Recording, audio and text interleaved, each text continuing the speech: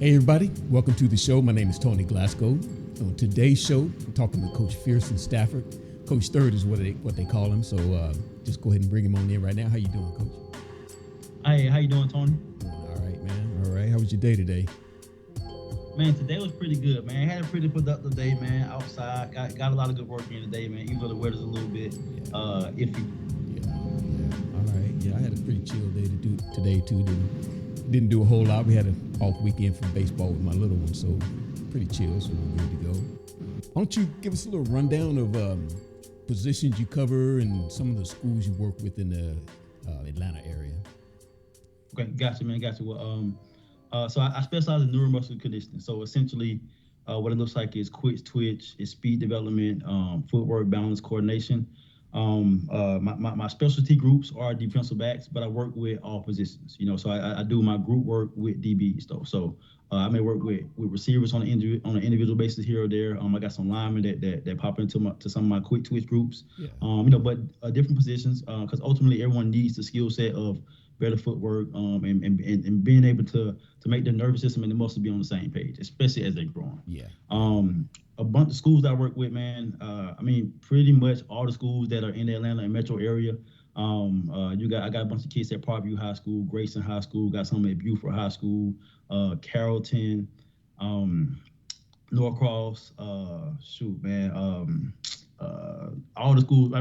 Most of the schools here in the Atlanta area, Brookwood. To some extent, I work with their athletes. I'm currently working with the athletes, right now. What exactly does that involve? Yeah. So like I said, it's neuromuscular conditioning. So the concept is you're getting the nervous system and the muscles on the same page, right? So imagine your 12-year-old athlete that was the star in rec ball. Then as they start to grow and as they start to develop, their nervous system and their muscles aren't necessarily developing at the same rate. So my job is just to help to build that connection. So really, like I said, really a ton of nervous system work, balance, coordination, stability, teaching them to be able to develop ground contact to generate force without having to without having to be really high off the ground and things like that. So really just focusing on their connection with the ground, focusing on movement and transition for their specific position. Okay. All right. That's pretty technical, man. Where did you get your training, or how did you learn how to just instruct that? Yeah, man. So I have a background. My undergrad at UAB was kinesiology. So I got a little bit of that. I mean, my minor at UAB was kinesiology. So I got a lot of that from there. Okay. My undergrad was actually in psychology, right? So I actually got that degree in psychology. So really, I definitely see myself as a habit builder. I teach the athletes how to build efficient habits. So we use a bunch of mnemonics and things like that. So that when the bullets start flying, they have these habits. And I also, man, big shout out to my guy Clay Mack over in Dallas. He's the DB guru. Like that's the guy. And he essentially taught me how to teach. He taught me how to teach. He taught me how to help athletes build habits. He taught me how to identify what habits we need to be building, when, and where, so that we're not just out there just doing random drills. We're doing what each athlete needs, and even the ability to apply that in a group setting as well. Okay. All right. And how long have you been in this field of training? And I know you've played football part of your life, right? For about 10 years. I've been doing it for myself independently for 6 years. I started. I branched out, the business for myself in COVID. Oh, okay. Yeah. A lot of people sprouted when that happened because, everybody had to be scattered and, separated. So people just kind of took it upon themselves to do it on their own. So that's good. Did you say you were originally from Atlanta, or where are you originally from? No, so originally I'm from Phoenix City, Alabama, man. That's down by that's down by Columbus, Georgia. Oh, right. All right. And I'm a Bama boy, pretty close to Auburn. Yeah. Okay. And when you were in school, imagine you were a DB, or when your position was DB. Sir. Yeah. Yes, sir. I played DB at UAB. I came in playing corner, and I quickly got moved to safety. Man, just my ability to process the game. Coming from a high school, that was one of the big expectations for us. Regardless of position we played, coach made sure that we, that we understood what everybody has in every situation. So that was something that I was able to take to the college level and be able to play a little bit earlier than I was supposed to, for real. Yeah. Okay. So how long ago was that? Because you probably, just looking by your age, you probably were at the time when UAB starting to come up. Is that about right? Yeah. So UAB started in '94. I went there in 2007. So I got there in 2007. Okay. All right. And at that time, how was the team? Was it pretty decent, or did y'all have to build, or how was it? Man, we were the stepsister, not step. We were the stepsister of Alabama, Auburn, of everybody in Alabama. Although we had a pretty competitive team, coaching staff was always a carousel. Although I was able to play with my coaching staff, for all 4 years I was there before I got injured. I was able to play with them all 4 years that I was there, but it was still, you could tell the program still being held back. Even now, man, the program's still kind of struggling and being held back by a lot of things, a lot of political aspects, man. Because like I said, we are ultimately the sister school of Alabama. That's why we're University of Alabama at Birmingham. So Yeah. a lot of politics in play. But we were competitive. We were a Division I program. We were growing though. So when I first got there, man, we were. I mean, like yeah, I guess that they were coming. So when I first got there, we were. Our weight room was the size of a closet, man, and so that's something for a Division I program, man. You in a really small weight room. You got to figure it out. But ultimately, by my third year, we got our own weight room and stuff like that. Yeah. All right. So what was that dynamic like? You say you were the stepsisters of Alabama. So what was that like just in the locker room? How did you guys handle that? Yeah, man, for us, man, we just try to focus on being us. We try to focus on being us, and so, and with a program that's still relatively young, especially in '07 when I was there, you really want to focus on trying to establish you want to focus on trying to establish an identity, and so that was our ultimate goal, So but with major programs, you got Alabamas, you got the Auburns, you got the programs that've been around for a while. They're essentially built on culture. And uh, as you may know, with any program, if you come in and your job is to establish culture, it's going to take time. But with a college program, especially being around other programs, having other programs in close proximity, it gets a little bit difficult, because you already have established fan bases, So even though we were in Birmingham, Tuscaloosa right down the street, Auburn right down the street, so you already have established fan bases. So you're trying to focus on building identity, on establishing the culture. You got culture carousels. You got you got players playing young. So it just kind of the perfect storm for building character, honestly. Yeah, yeah. So I've always seen on TV those evening SEC games like that, and I know you're it was a little bit different, but what's that feel like those nighttime games there when it's the stadium's rocking and things are going on? What's that like, man? Do you miss that energy? Man, I love it, bro. I definitely miss it, man. And so for us, we got a lot of the big time, action, big time fan bases. We got to experience that when we went and played on the road. You know what I mean? So playing at schools like Texas A&M, where you got everybody rocking and doing the same chant, and feel like the whole stadium moving at the same time. Playing at Tennessee when that band strike up, if something happened, they strike that. That was the whole thing at practice, man. Is you don't want that band to strike up. Once that band strike up, it's crazy. So going to the Yeah. Mississippi States and going to the going to those huge programs and being able to play in those atmospheres, man. Is ultimately what you dream, or is what I dreamed of Hmm. as a young boy, man. Yeah. Yeah, you mentioned A&M. I've been to an A&M game, from Texas and stuff. So I've been to an A&M game. Never been to Tennessee, but I would have to think that Mississippi State stadium has to be the most irritating with all those cowbells going. Cowbells, oh Yeah, man, it's annoying, man. yeah, The cowbells are annoying. They right there in your ear, like they right there in your ear, man. yeah. Even the Ole Miss is crazy, man. Walking, when you first walk out, as a wait till you walk out, you walking out in the middle of you walking out in the middle of the tailgate. You know what I mean? So you see, so all the fans is, so yeah, man. Like and like I said, like those programs are able to build culture. So Hmm. that they raise their kids to be fans of the program and things like that, man. That's something that I ultimately want to be a part of for UAB someday as well. Yeah, yeah. All right. So now let's get back to your individual training and things like that. Yeah. How do young athletes get a hold of you? You just word of mouth. Everybody just knows you down there, or how does it work for you? Yeah, man. So word of mouth is actually, man, like my biggest freaking billboard for me, man. I've definitely been blessed. Like I said, I'm a psychology guy, so I'm a relationships guy. I'm a people guy. And with the way that I teach, man, a lot of the parents and a lot of athletes are able to identify with it, because I'm able to, as opposed to trying to cut everything, I found a way to scale, being able to meet the athletes where they are and pull them up to where I need them to be.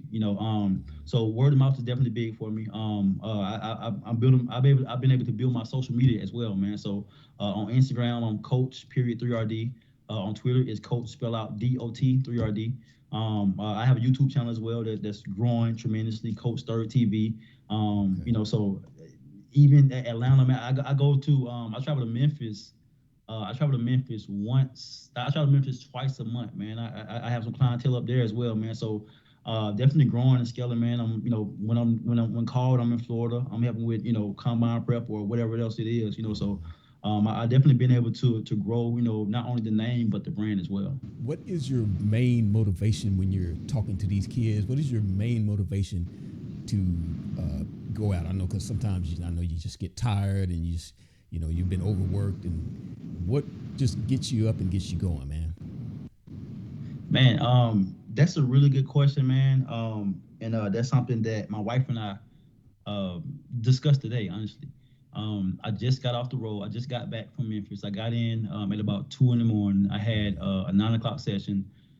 Take me about 45 minutes to get there this morning. And so for me, sometimes even when I'm tired, sometimes I have to fabricate that energy, and not in a way that's deceptive, or I'm not really but it's I have to kind of hype myself up, because it is something that I love it to death, and I also understand that the athletes need my energy as well, so they all come to me, with their ears perked up, ready to learn, ready to grow, to them, I'm the guy, to the parents that are watching, the parents that send their kids to me, I'm the guy, Yeah. so it's extremely important for me to be able to have that energy. And so I may start off, and, on my way there, I may, turn on my gospel music or turn on something that's inspirational for me. And by the time I step out the car, the world has stopped, and like I'm 1,000 miles an hour, and I'm able to give I'm able to give them what they need, Yeah. And so, to be able to be someone that's alike, to be able to be someone that they can come and develop with and grow with, that's my motivation. Is to be able to give them something that honestly, when I was coming up, I didn't have. I couldn't afford a trainer. I didn't even really know about training. I had to figure it out the whole way through. So for me, um, that's kind of what helps drive my patience. That helps drive my motivation to continue to move and to keep the kids going and things like that. Is being able to be a light for them. Yeah. Okay. So I know you mentioned a couple of times you're a light for the kids that you train. Yep. How do you motivate them? Not motivate them, but how do you encourage them to do the right thing, to stay on the right path, and keep training even though they don't feel like doing? What is the best way that you found to motivate them? Yeah, that's a really good question, Tony. I appreciate that. Any athlete that has ever worked with me will tell you that the first thing that they hear from me is that I don't motivate anybody. Mm. And that's because I feel like my job is to help them build momentum so that they're able to motivate themselves in the future and over and over again. So if I have to motivate you today, I gotta motivate you tomorrow. And and essentially my cup gonna be empty, and I'm gonna be that burnt out coach, that's the person that that you didn't come see. So for me, is like I said, the process of helping them build momentum. That means being able to be patient with them, being able to teach them how to communicate with themselves, being able to teach them positive self-talk, what that looks like, being able to demonstrate it to them. Being able to show them some situations and some scenarios where, hey, coach don't want to, sometimes coach wake up and feel like this, but I push through, because I got a family to feed, because I got, I have dreams, I have aspirations myself. So essentially, to answer your question, I know it's a little bit long-winded, but to answer your question, man, the ideal for me is to help them to build momentum, by showing them not only through me, but also showing them, through them, and helping them through some of the times where, man, you remember we did this right here, you thought you would never be able to get it right, but you got it right, just being that sounding board for them, to be able to point back to the times where they didn't think that they can do it, and they pushed through it and they figured it out, so that they can carry that over to the next thing or the next ideal or the next problem in their life, and then being able to kind of show them how it carries over, to other problems, not just football related, not just sports related, but life issues, So I get a lot of athletes that come and they talk to me, because I can't tell dad this, or I can't tell, or whatever. And the parents understand, and ultimately I'm not there to give them, any any negative advice or anything like that, but I do want to help to guide them along the way, So if I'm a safe space for them, I'm a safe space for them, and a lot of them are able to find ways to use the game, to be able to, to be able to drown out some of the noise. So this is a question I ask all my guests. It's kind of a different question than what we've been talking about. So, is there a TV show, song, or a movie that you'd be embarrassed if your friends knew about it? Like, so I just always say mine. I don't care now, but mine is Party in the USA. Back in the day, from Miley Cyrus, when my kids were little, I blame it on them because I say I want, they want to hear it and everything. But I did like the song, so. Yeah, man. And then wrong with Lil Miley, man. For me, I mean, I have girls. I got four girls, man. So a lot of the Disney stuff, man. I was literally in the car like before we got on. I played the Princess and the Frog soundtrack, and like I'm singing. Like my baby girl's in the back singing, like I'm singing along too. Like I didn't even know I knew the words. But but like I said, I probably get a pass on that because of the girls. That's what I like to tell myself.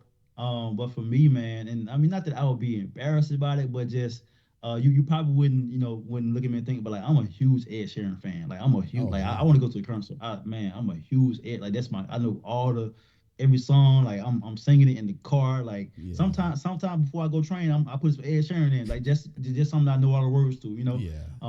So that's me. Yeah, Ed Sheeran ain't bad. He did a acoustic thing with Tori Kelly a while back that was pretty good. I don't remember the name of the song, but it was, I was playing that one like crazy too. Right. Yeah. All right. So what do you do? You say you have four girls, and so what do y'all do just for fun when you're not coaching or training? I know it's probably always on your mind, but what do you do just to relax and hang out with the girls and your wife and all that? Yeah, so I got four girls and a son. My son, like he's me. He's pretty laid back. He try to be out the way. I'm like, nah, you finna get some of this. But uh, outside of training and trying to keep them folks happy. I mean, it's really I'm a family guy, So I can't. I'm a family guy, man. I like to fish. I'm a country boy too, so I like to fish.